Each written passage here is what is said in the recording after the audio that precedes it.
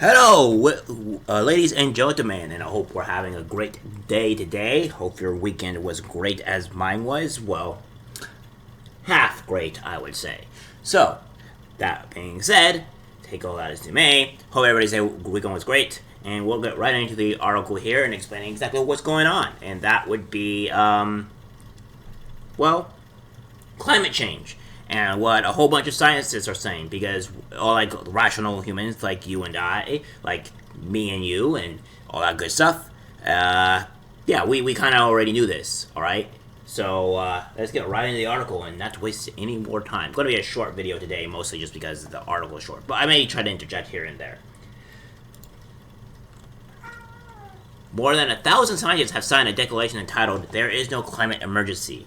The symbolic document undermines government and scientific talking points circulating with the mainstream and formalizes a rebuttal to widespread assertions that climate change is an existential threat to humanity. 99% of scientists agree that climate change is an existential threat to humanity. Climate science should be less political, while climate policy should be more scientific. The group of experts writes in the first paragraph of the declaration. Climate Intelligence, an independent foundation specializing in climate change and climate policy, was a catalyst for the declaration, which includes signatures from scientists, physicists, and climate experts from around the globe. The list of signatories includes former officials from NASA, the U.S. Army, U.S. Navy, and U.S. Air Force. According to its website, Clintel was founded by a emeritus professor of geophysics, Gus Burkhout, and science journalist Marcel Kroc, and seeks to advance an understanding of the causes and effects of climate change, with four guiding principles. The foundation tries to communicate objectively and transparently to the general public what facts are available about climate change and climate policy, and also where facts turn into assumptions and predictions. The foundation conducts and stimulates a public debate about this and carries out investigative reporting in this field. The foundation wants to injunction as an international meeting place for scientists with different views on climate change and climate policy. The foundation will also carry out or finance its own scientific research into climate change and climate policy. For decades, climate change in some form has been a rallying cry for lawmakers and activists worldwide. And the U.S. Congressional Representatives just passed an Inflation Reduction Act, which includes provisions purportedly to mitigate climate change, which they won't be able to do anyways. The bill includes tax credits and rebates for consumers who purchase electric vehicles or outfit their homes with energy-efficient upgrades, rebates for energy-efficient appliances, emissions reductions, billions of dollars in funding or energy technology acceleration, clean agricultural funding, and clean vehicle manufacturing. A number of countries, corporations, and private companies have announced targeted dates of 2030 or 2050 to accomplish key objectives to reduce emissions based on the idea that an accelerated timetable is needed to mitigate the effects of climate change on the Earth. However, Clintel asserts key points that undermine widely accepted climate messaging. Natural as well as anthropogenic factors cause warming. Warming is far slower than predicted. Climate policy relies on inadequate models. CO2 is plant food, the basis of all life on Earth. Global warming has not increased natural disasters. Climate policy must respect scientific and economic realities. The scientists who comprise the Clintel Global Network believe that scientists should openly address certain uncertainties and exaggerations in their dire predictions, while lawmakers should disproportionately count the real costs and imagined benefits of their climate policies. The group that states that science should strive for significantly better understanding of the climate system, while politics should focus on minimizing potential climate change by prioritizing adaptation strategies based on proven and affordable technologies. And I would agree with this for the most part. And what I want to say here is, and I'll put my piece in this, is that climate change is happening, but it's happening normally like it always would have. There is no immediate threat or craziness that's happening with climate change, because it's been happening to the Earth for years. Eventually we'll go through another ice age, and then again it will warm up again. And that's just fact. We have to start realizing that the Earth has been doing all kinds of crazy things and stuff for years now. It has not changed. We have had tornadoes in the past that has been caused, which is usually cold air and hot air being mixed together. So it's just like, this is not stopping this from happening. It's not increasing natural disasters. This is a common thing that just happens in our world and on our planet. And there's nothing we can do to stop it. Now, can we reduce certain emissions? Yes, but are we looking at those emissions? We want to reduce the amount of energy, or we want to have more clean stuff. Well, we're not going to nuclear. Why aren't we going to nuclear? Because people are afraid it's going to explode, even though we understand that the chances of that happening is very, very, very, very low because of the new modern technology that we've had. But people don't want to try and increase it. We want to move to less gas emission vehicles, but what happens is if we try to do that, all kinds of people suffer because we can't afford these vehicles because the technology is not there yet. It's like running on a hamster wheel at a moderate speed, and then all of a sudden trying to, and then increasing that speed by 20 times while things that are too slow are not able to catch up to that actual speed. That's what we're trying to do with the technology here in terms of cars and stuff. We're running at like 20 times the speed than we should without the technology being able to catch up to and without be able to technology to catch up and be able to reason with that type of demand, right? So there you have it. It's like we don't have the technology, and then if we do have the technology, we have to understand, okay, do we have the electrical grid to do so? All across California, people have burnouts and electricity goes out. And until we can get a stable thing to where where we won't run out of energy, right? We won't actually we won't have a downside to where we'll have blackouts for an X period amount of time, and we would have to discuss on exactly how long that period of time to where it'd be like, okay, this is a very long period of time without having a downside in electricity where it's not going down, and we could probably do this. But again, we don't have the infrastructure in, I think, both countries to really, UK and especially in the United States, to really do this. It costs a lot of money, and you have to establish and put all these type of electrical grids and charging stations up. Well, here's the thing. With the charging stations, we don't have enough, and they take too long. There is a woman, I may believe, that tried to do this and experience this type of thing before, where she was trying to experience in her electrical vehicle to travel the world or travel the United States, and she ended up giving up because, one, the long wait time for the actual charging time to charge her vehicle, that took her a really long time, and then on top of that, there was enough stations to actually charge her vehicle in the first place. This is what the reality people are. It's like when people say, it's the same thing with the people saying anti-vaxxers. It's hilarious to me because people would say you're against climate change or whatever, and you don't want new energy, when people are saying, when I have not heard a single person that I've known that is against clean energy or green energy at all.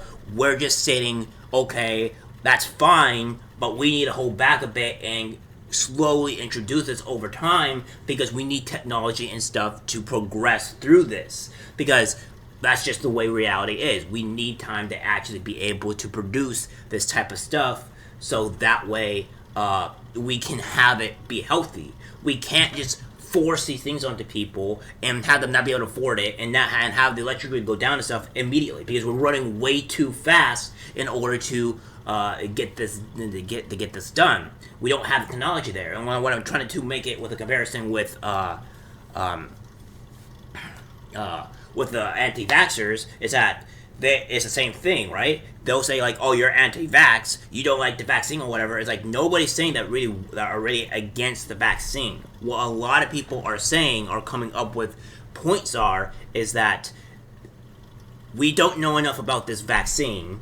We're seeing issues that are rising up from this said vaccine that's causing issues, and probably the biggest one, which has been stated by multiple people, you get to have the choice to whether you want to take the vaccine or not. That is completely up to you. The other two are kind of like the back burner, right? There's other things that are coming up. Like, these are things that we're discussing. But The main thing is like, okay, you want to take the vaccine? Fine. That's all good. But I don't want to take the vaccine. That's my choice. If you want to do it, that's fine. That's your choice. You can decide your health, right? But we're called anti-vaxxers because, because we don't want to be forced upon. We don't want things forced upon us and force us to take something that is against our medical stuff, because it's not okay. Some people can't even take the vaccine because of some medical issues. So that's the case, and they call you not like people, and then the same thing with the green energy thing, that they say you're not for green energy and stuff like that, and that's just simply not the case. And that's what people need to realize, is that we are bringing up points that need to be discussed in order to battle them. Do we probably need to put up more green energy or more money into green energy or whatever? Sure, why not? Let's increase the put funds more into increasing this type of technology and stuff like that. But that's not what they're doing. They're trying to have all the cars and everything switch immediately by have it done by 2030 without implementing enough infrastructure and enough other things that are going around that is able to do it. And say like there's a whole bunch of turbines around our area, and in that specific area, there's a whole bunch of them. But say for instance, how much power is that generating? How much do we know that? How reliable is it? These are questions that we have to ask, and what a lot of people are asking, and people are just denouncing it. So I agree with this statement that I like the fact that there is no climate emergency, because there is none. The Earth is going to constantly evolve. The Earth does more damage to itself than what we do to it. This is just reality. And to deny and not understand that is just stupid, in my opinion. You need to critically think about it and actually think about what's actually technically going on and all this other stuff that we find that's an issue. Now, we're going to go through this article here, or not rather this article, but exactly through this thing that would show exactly what's going on. There is no climate emergency. Climate science should be less political, while climate policy should be more scientific. Scientists should openly address certain uncertainties and exaggerations in their predictions of global warming, while politicians should dispassionately count the real costs as well as the imagined benefits of the policy measures. I agree. I think it's also the same thing in the medical field as well, where a lot of the stuff for trans and stuff like that is very political and not based off of science, and we're hurting people in the process of this, which is not good. Natural as well anthropographic factors cause warming. The geological archive reveals that Earth's climate has varied as long as the planet has existed. See, there you go. With natural and cold, warm phases. The Little Ice Age ended as recently as 1850. Therefore, it's no surprise that we are now experiencing a period of warming. Yeah, so what people need to understand is that the period is that, like, it's that you understand, we as people are such small creatures of time in the timeline. Like 100, 300 years is a lot of time to us, but to the planet, that is absolutely nothing to the planet. Even you would say a couple thousand years is not really much to the planet. The planet has been here for billions of years, all right, and has been transforming and changing for billions of years. It did not start out as the planet it was today. It started out as pretty much nothing, where it honestly not livable, and it became livable. These are the things that people need to understand. The planet is constantly changing.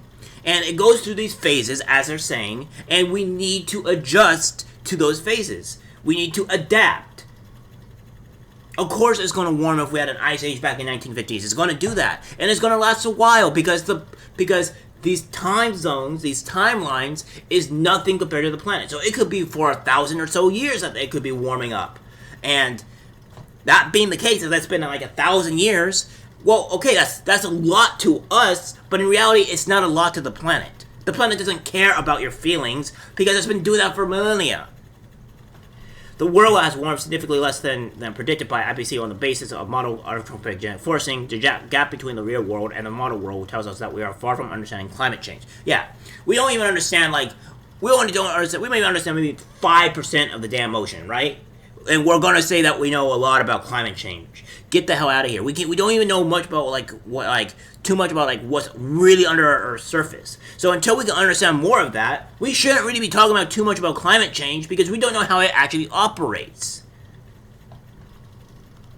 And global warming has not increased in natural disasters. There's no statistical evidence that global warming is intensifying hurricanes, floods, droughts, and such like natural disasters or making them more frequent. However, there is ample evidence that CO2 mitigation measures are as damaging as they are costly. Climate policy must respect scientific and economic realities. There is no climate emergency. Therefore, there is no cause for panic and alarm, or we strongly oppose the harmful and realistic net zero CO2 policy proposed for 2050 for adaptation instead of mitigation. Adaptation works whatever the causes are. Yeah, we just need to adapt. A lot of animals adapt to certain climates, certain situations, and that's what we need to do here. I'll put this down in here, guys, because this is actually really important. Because it just shows all the scientists and stuff that's going on here and all that. But yeah, at the end of the day, guys, the planet's going to constantly change, and I think you guys already knew that. It's just the politicians want to push this climate change BS. That's just not based in reality or fact, and they're honestly just ignorant, and they should let scientists do their job and not make it political. Alright guys, that's it for the video. Like, subscribe, share, and I'll see you in the next one. Take care.